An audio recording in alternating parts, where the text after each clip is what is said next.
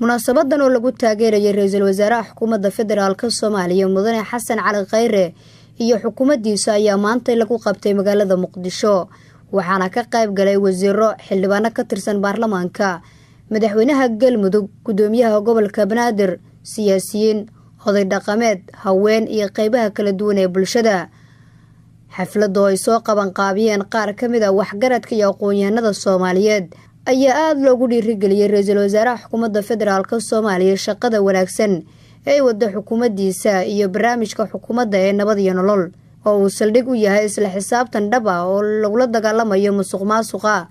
qaar kamid odayaasha dhaqanka dhalinyarada siyaasiyiinta iyo haween oo ka hadlay munaasabadda ayaa xusay inay aad u taageersan yihiin qaabka wanaagsan ee shaqada u wado xukuumadda uu ra'iisul wasaaraha ka yahay Mudane Xasan Cali Khayre marka hore ra'iisul wasaaraha iyo golihiisa wasiirada horta waxaan leenahay soo dhawaada dadka halkan fadhiya markii la doortay maxamed farmaajara way banaan baxeen oo way soo dhaweeyeen ra'iisul wasaare adiga iyo xukuumaddaada garabkaan aan taaganahay xaflad 11 xafladood lagu taageerayo maanta ayaga 11 maanta ayaga intaas codkaas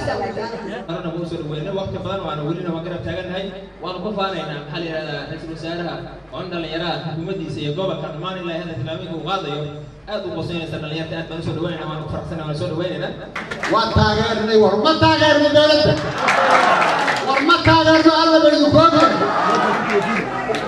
ولي ما نعرف الشيء هذا ملمي السلام عليكم ورحمة الله madaxweynaha Galmudug Axmed Ducaale Xaaf iyo gudoomiyaha gobolka Banaadir ahna duqa magaalada Muqdisho ayaa sheegay in ay soo dhaweynayaan ra'iisul wasaaraha dalka iyo xukuumaddiisa kuna dhiirigeliyay ra'iisul wasaaraha hanaanka wanaagsan oo wada shaqada waliyo dhamaantii dawladda cusub hal daayo dawladda adugu loo jijida annaga Galmudug baan soo dhaweey la kori ya وكذا شيء ما جرت ما دام أنا هدوقي مجالده رئيس الوزراء أنا بقولك بتاعي سنة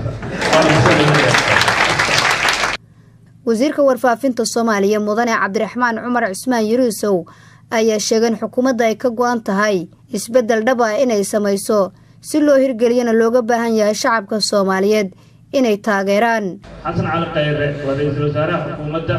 runtii waa shakhsi aqoon-yahan ka soo shaqeeyay hay'ado caalami ah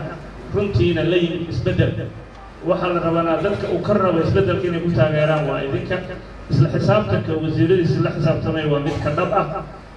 wada shaqeynta isaga iyo madaxweynaha ay damacsan yihiin waddankan isbedel ka dhacaan dhab bay ka tahay dadkii ku taageeri lahaa horta waa idinka ra'iisul wasaaraha xukuumadda federaalka Soomaaliya Mudane Xasan Cali Khayre oo ka hadlay munaasabadda ayaa u mahad celiyay dhammaan soo qaban qaabiyaasha xafladda isagoo ka dalbaday in siday u taageeraan ay ku gacan siiyaan sidii dalkeenu horumar iyo dawladnimo u gaari lahaa marka labaad waxaan horta idinkaga mahad celinayaa xafladdan quruxda badan oo soo abaabushay oo lagu casuumteen aniga iyo golihiina wasiirada waxay ka turjumaysaa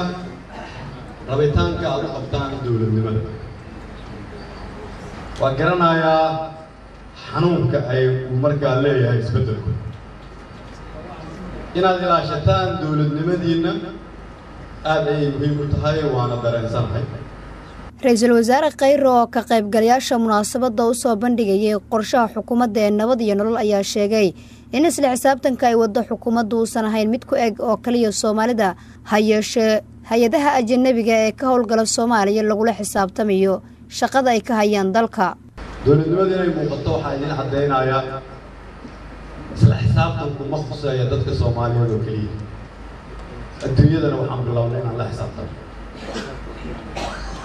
waxaan weydiinay su'aalaha aaway cadeyntii wixii aad Soomaaliya u qabanayseen